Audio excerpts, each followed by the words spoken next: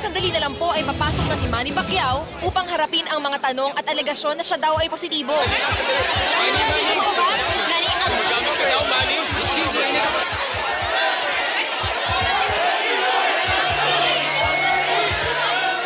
Totoo nga, positibo ako.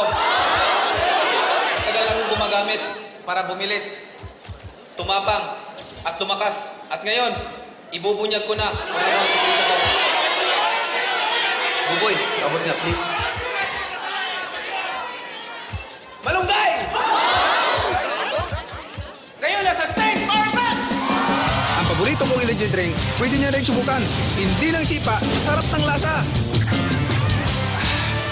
Any question?